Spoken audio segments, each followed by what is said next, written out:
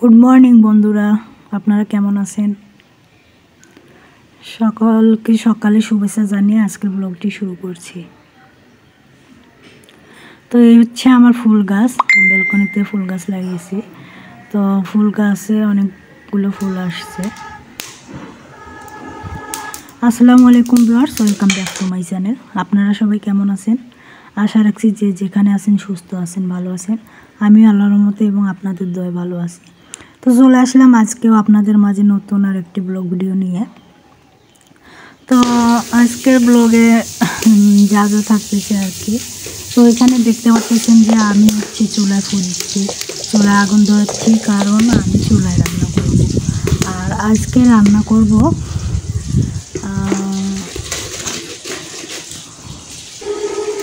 তো ঠিক আছে, আপনারা দেখতে থাকুন আমি কি রান্না করি। আজকে একটা স্পেশাল রান্না করব, আমার পছন্দের রান্না। তো সেই রান্নাটাই আমি আপনাদের সঙ্গে শেয়ার করব, সেজন্য আর কি ভিডিওটা অন করছি। তো এখানে তো আমি হচ্ছে চুলায় একটা তরকারি বসিয়ে দিয়েছি। তো এখানে হচ্ছে মুরগির মাংস রান্না করা হচ্ছে। তো মুরগির মাংসটা আমি এখানে রান্না করে নিচ্ছি, আপনারা আমার সঙ্গে থাকুন আর দেখতে থাকুন। এরপর আসছে আমার হচ্ছে স্পেশাল যে আমার পছন্দের রান্নাটা, আমি সেটা দেখাবো। তো ঠিক আছে, এখানে আমি যে মুরগির মাংসের মশলাটা কষিয়ে নিলাম, কষিয়ে নিয়ে হচ্ছে এখানে মুরগির মাংসটা দিয়ে দিলাম, আর হচ্ছে গরম মশলা, তেজপাতা দিয়ে দিলাম, সাথে কয়েকটা আলু দিয়ে এখন ভালো করে আমি কষিয়ে নেব। তো এগুলো হচ্ছে পাতা, আমি পাতা দিয়ে জাল দিচ্ছি, খড়ির সাথে পাতা দিচ্ছি, কারণ পাতা অনেকগুলো আছে যে সেগুলো শেষ করে দেই। তো এখানে বসে বসে আমি পাতা দিয়ে জাল করতেছি আর রান্নাটা করতেছি, আর আপনাদের সঙ্গে ভিডিওটা শেয়ার করতেছি।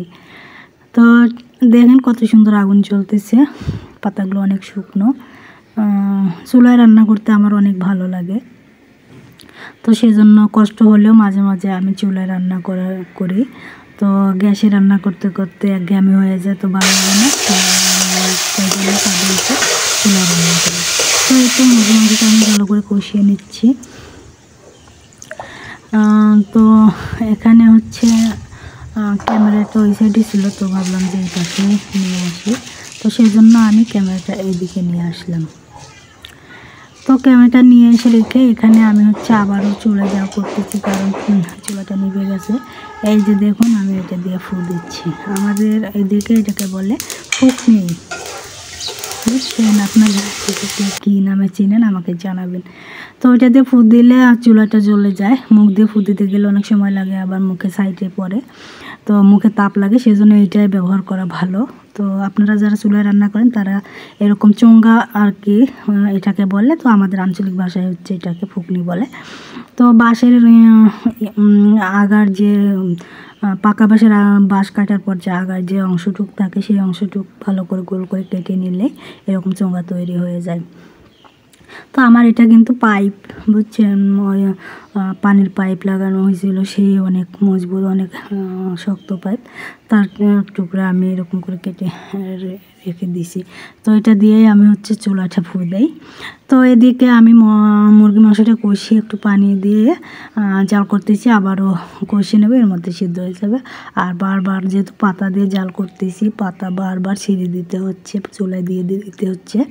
আর এদিকে হচ্ছে আমি কেটে নিচ্ছি রসুন, কাঁচামরিচ, রসুন, এই তো যে রান্নাটা করব তার প্রস্তুতি চলতেছে। তো এখানে আমি কাঁচামরিচ আর রসুনগুলো ছুলে কেটে রেখে দিচ্ছি। ও হ্যাঁ, তারপর হচ্ছে এখানে আরও আমি কাঁঠালের বিচি কাটতেছি, কারণ এই রান্নাটা কাঁঠালের বিচি দিয়ে করব। তো একটু করে কাটতেছি আর একটু করে জাল করতেছি, কারণ চুলা বারবার নিভে যাচ্ছে, যদি আবার জাল না দিই ভালো করে তরকারিটা ভালো লাগবে না, ধোয়া ধোয়া লাগবে, সেজন্য এক হাতে দুই কাজ করতেছি। এদিকে চুলা জাল করতেছি, আবার হচ্ছে কাটাকুটি করতেছি।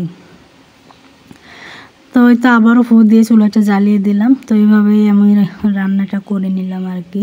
তো এদিকে কাঁঠালের বিচি আর রসুন, মরিচ এগুলো কেটে নিচ্ছি। আরে বন্ধু, বাইরে এত সুন্দর বাতাস হচ্ছে, আমি হচ্ছে ভয়েস দিচ্ছি আর বাইরের বাতাস, খুব সুন্দর বাতাস হচ্ছে। তো চুলায় রান্না করা আসলে অনেকটা কষ্টের, আর বিশেষ করে যদি ছাদে রান্না করা যায় তো, কারণ ঘর থেকে সব কিছু, রুমের ভিতর থেকে সব কিছু নিয়ে আসতে হয়, আবার রান্নাবান্না শেষে সেগুলো নিয়ে যেতে হয়। আর কিচেনে রান্না করলে তো এত ঝামেলা থাকে না গ্যাসের চুলায়, যে হাতের কাছেই সব কিছু থাকে, পানি থেকে শুরু করে সব কিছু। তো যাই হোক, কষ্ট হলেও আমার এখানে ভালো লাগে রান্নাটা করতে চুলায়। তো এই যে খড়ি, পাতা এদিকে শেষ হয়ে গেছে, আরও পাতা ছিল, তো সেগুলো আমি নিয়ে আসতেছি। তো এই পাতাগুলো নিয়ে এসে আমি হচ্ছে আবার জাল করব। তো অনেক বক বক বক বক করলাম, তো এইভাবেই আমি রান্নাটা করে নিচ্ছি। আর দেখুন, আমি হচ্ছে রান্না শেষে যে পরের যে রান্নাটা করব সেটার প্রস্তুতি যেহেতু নিচ্ছি, আর কী রান্না করব তো একটু পরেই আপনারা দেখতে পাবেন। তো এখন এই পর্যন্ত আপনারা রান্নাটা দেখতে থাকুন।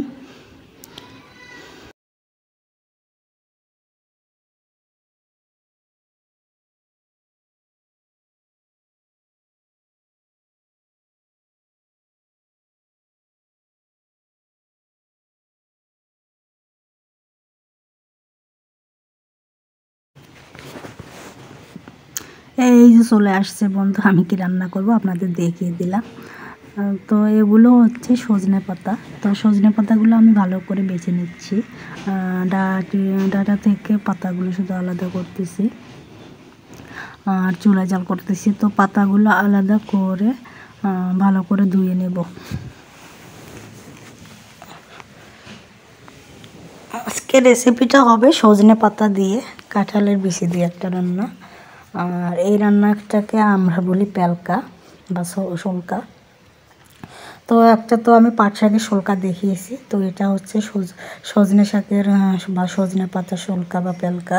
তো যে যাই যেটা বলুন না কেন, এটা কিন্তু আমার অনেক পছন্দের খাবার, শোলকা পেলকা। তো এগুলো আমার কাছে, এই রান্নাটা অনেক স্পেশাল। তো ঠিক আছে, আপনারা দেখতে থাকুন। এখন আজান দিচ্ছে, তো ভয়েসটা আমি পরে দিচ্ছি।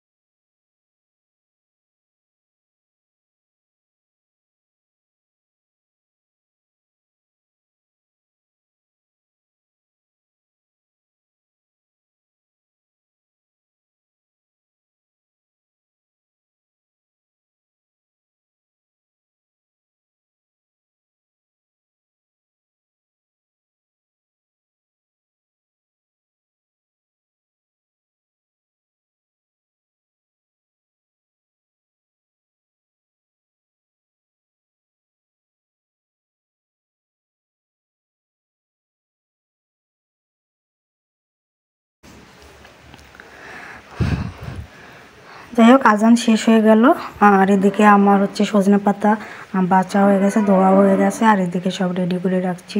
আর চুলায় পানিও গরমে বসিয়ে দিয়েছি। তো এবারে কাঁচামরিচ, রসুন আর কাঁঠালের বিচিগুলো আমি পানির মধ্যে ঢেলে দেব। তো ঢেলে দিয়ে এখানে হচ্ছে দিয়ে দেব পরিমাণ মতো লবণ,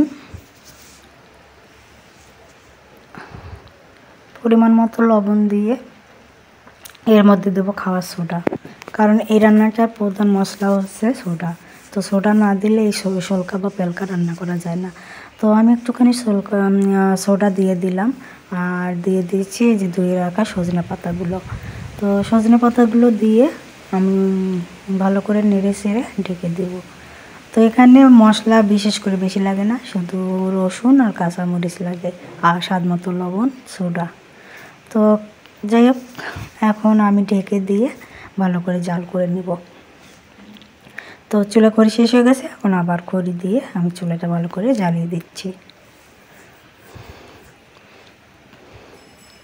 এই তো আমার ফুঁকনি দিয়ে আমি ফু দিচ্ছি আবারও, কারণ চুলাটা নিভে গেছে।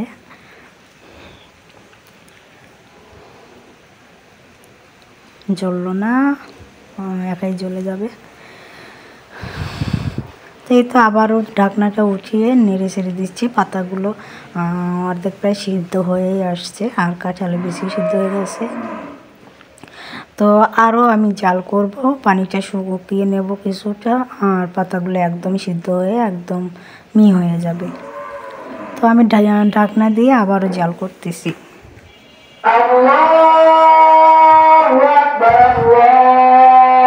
তো বন্ধুরা আবারও আজান দিচ্ছে।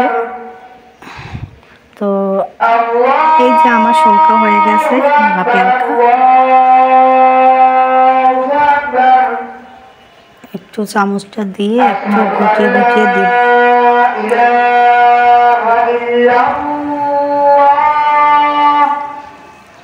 তারপর হচ্ছে আমি এদিকে আরেকটা সবজি ভাজি বসিয়ে দিয়েছি শুটকি মাছ দিয়ে। তো সেটা কাটাকাটি করে রেডি করে রাখছিলাম আর বসিয়েও দিয়েছি। তো ভাবলাম যে এটা একটুখানি শেয়ার করি। তো এটা নেড়ে ছেড়ে ঢেকে দিয়ে রাখলাম। তো আজ এখানেই, আল্লাহ হাফেজ।